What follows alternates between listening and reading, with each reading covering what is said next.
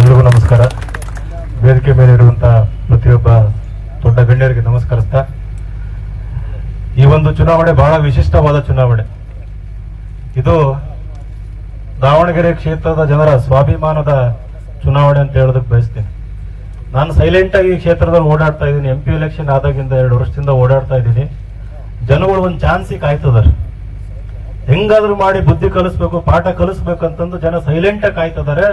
ಆ ಒಂದು ಆಪರ್ಚುನಿಟಿ, ಆ ಒಂದು ಚಾನ್ಸ್ ಈ ಒಂದು ಚುನಾವಣೆಯಲ್ಲಿ ನಮ್ಮೆಲ್ಲರಿಗೆ ಸಿಕ್ಕಿದೆ.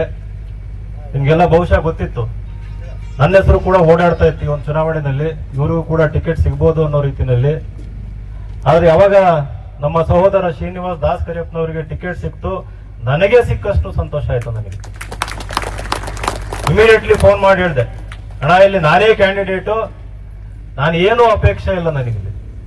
ಈ ಒಂದು ಕ್ಷೇತ್ರದಲ್ಲಿ ಏನೊಂದು ದುರಾಡಳಿತ ಇದೆ, ಒಂದು ದುರಹಂಕಾರ ಇದೆ, ಅದಕ್ಕೆ ಅಂತ್ಯ ಸಿಗಬೇಕು ಅನ್ನೋದಾದ್ರೆ ನಾವು ಮನೆ ಮನೆಗೆ ಹೋಗ್ಬೇಕು, ಹೋರಾಟ ಮಾಡಬೇಕು.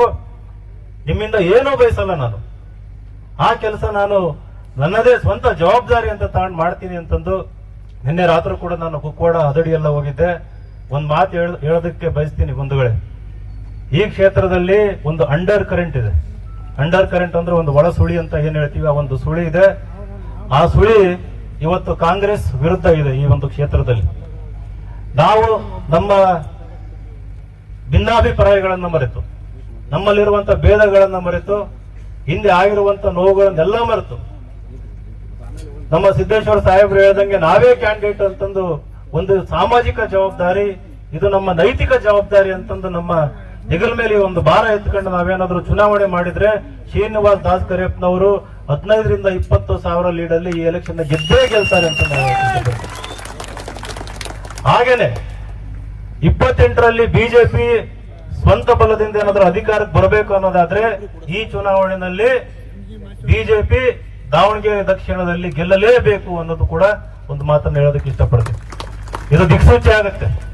ಯಾಕಂತಂದ್ರೆ ಇಡೀ ರಾಜ್ಯ ಇವತ್ತು ದಾವಣಗೆರೆ ದಕ್ಷಿಣದಲ್ಲಿ ದಾವಣಗೆರೆ ಜನತೆ ಯಾವ ರೀತಿ ನಿರ್ಧಾರ ಕೊಡ್ತಾರೆ ಅನ್ನೋದನ್ನ ಬಹಳ ಕಾತುರದಿಂದ ಕಾಯ್ತಾ ಇದ್ದಾರೆ. ನಾನು ಅದಕ್ಕೆ ಹೇಳಿದ್ದೆ ಸ್ವಾಭಿಮಾನದ ಚುನಾವಣೆ ಅಂತಂದು. ನಮ್ಮ ಎಲ್ಲಾ ಭಿನ್ನಾಭಿಪ್ರಾಯ ಮರೆತು ಏನಾದ್ರೂ ಈ ಚುನಾವಣೆಯಲ್ಲಿ ನಾವೆಲ್ಲರೂ ಅಭ್ಯರ್ಥಿಗಳು ಅಂತ ನಿಂತು ಏನಾದ್ರೂ ಗೆಲ್ಸಿದ್ದೇ ಆದಲ್ಲಿ ಈ ಒಂದು ಚುನಾವಣೆಯ ಒಂದು ಫಲಿತಾಂಶ ಇಡೀ ರಾಜ್ಯದ 224 ಕ್ಷೇತ್ರಗಳು ಕೂಡ ಗಾಳಿ ಬೀಸುತ್ತದೆ. ಆ ಒಂದು ಅವಕಾಶ ನಮ್ಮ ಎದುರಿಗಿದೆ. ನಾವೆಲ್ಲರೂ ಅದನ್ನ ಸದುಪಯೋಗ ಪಡಿಸ್ಕೊಳ್ಳೋಣ, ಒಗ್ಗಟ್ಟಾಗಿ ಹೋರಾಟ ಮಾಡಿ ನಮ್ಮ ಸೀನಣ್ಣನ್ನ ಗೆಲ್ಲಿಸ್ಕೊಳ್ಳೋಣ ಅಂತ ಹೇಳಿ ನಾನು ಒಂದೆರಡು ಮಾತು ಮುಗಿಸ್ತೀನಿ. ನಮಸ್ಕಾರ.